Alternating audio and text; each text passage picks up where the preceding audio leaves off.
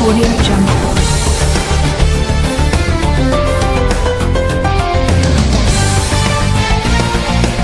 Audio Jungle.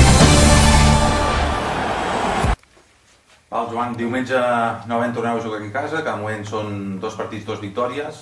Com està l'equip després d'haver encaixat el 4-0 a Terrassa?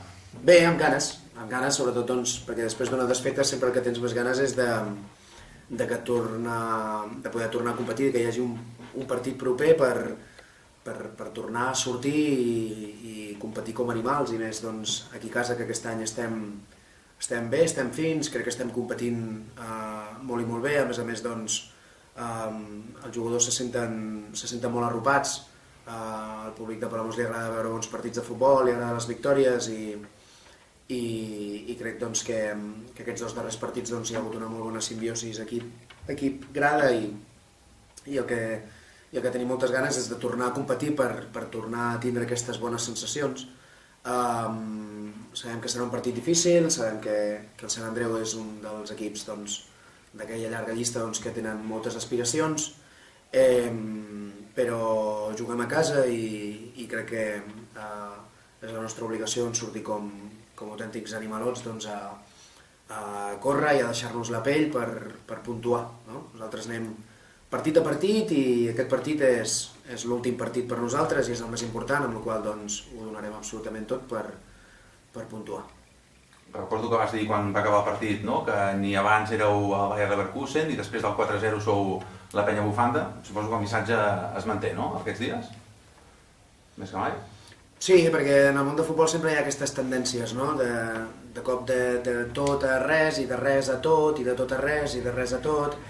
Llavors crec que és important doncs, que si hem pogut assolir aquest nivell vol dir que no som el Palamós i representem el Palamós, amb la qual hem d'estar a l'alçada de les circumstàncies. Quan estàs al capdavant i en principi no és l'objectiu, doncs tot és molt maco i és molt divertit. Quan encaixes una derrota dura com a Terrassa, doncs tornes a trepitjar una miqueta de peus a terra i es fa tot una miqueta molt dur, tota la setmana es fa, després de qualsevol derrota sempre es fa dur, no? A ningú li agrada perdre.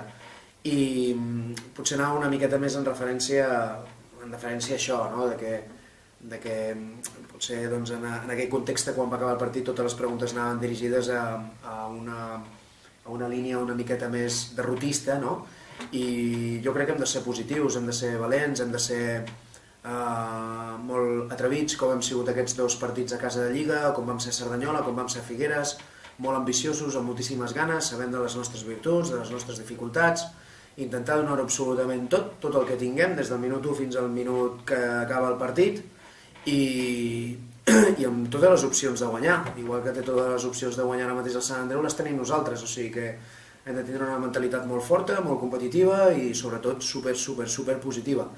I a partir d'aquí, doncs, marcar-nos la fita dels 3 punts contra el Sant Andreu, que ara mateix són els més importants, i això ja, doncs, ja s'han guanyat 3 partits, s'ha empatat un, s'ha perdut un.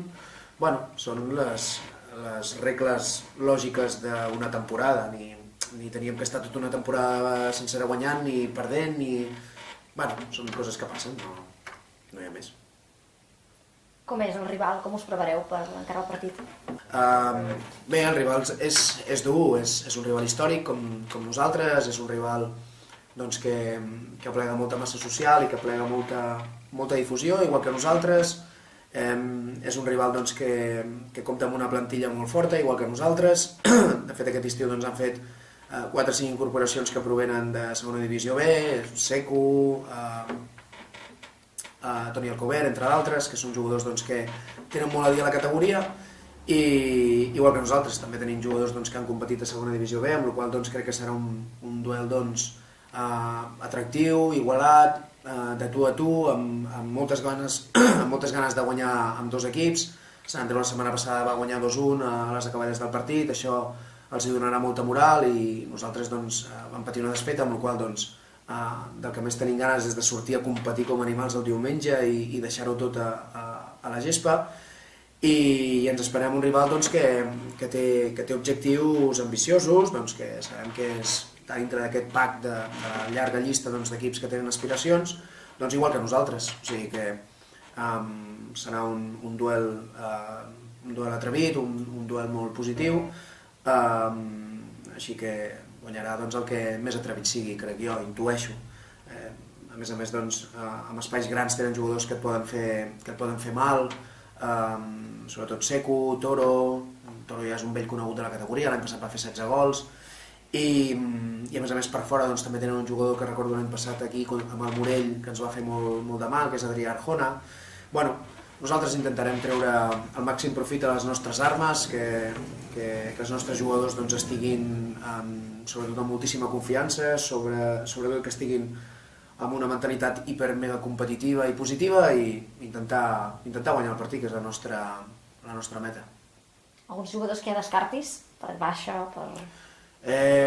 Doncs ara mateix no. Ara mateix tenim l'Anthony, que recent l'hem incorporat, que encara està tot el tema de la tramitació de la llicència, és un tema que serà una mica... no serà lleuger, per dir-ho d'alguna manera, perquè hi ha un CTI pel mig i tal.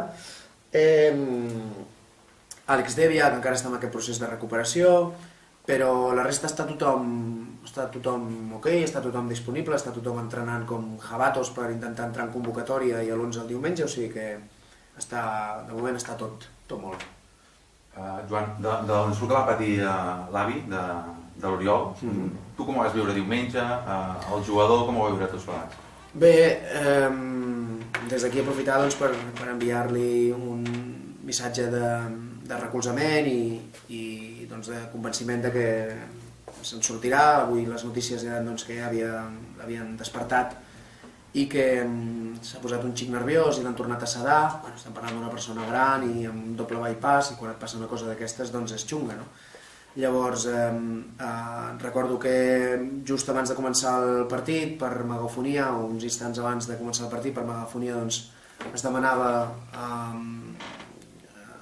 la presència d'un doctor, però bé, tu estàs més immers dintre el partit i potser se t'escapen coses.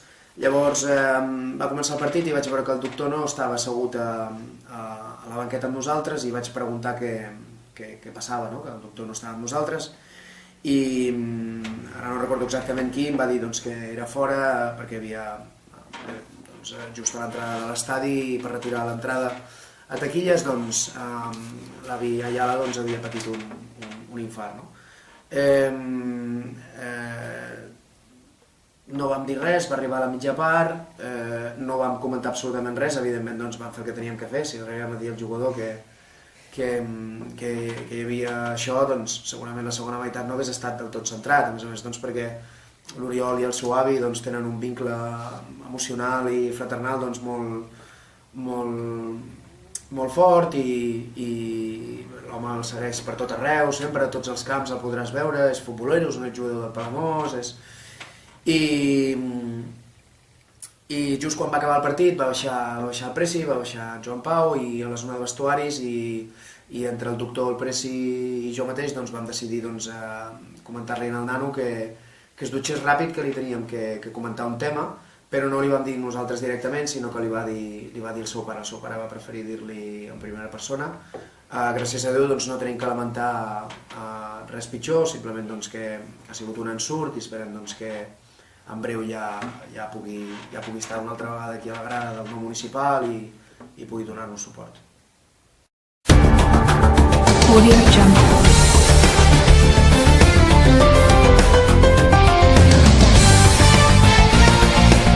Audio Jungle.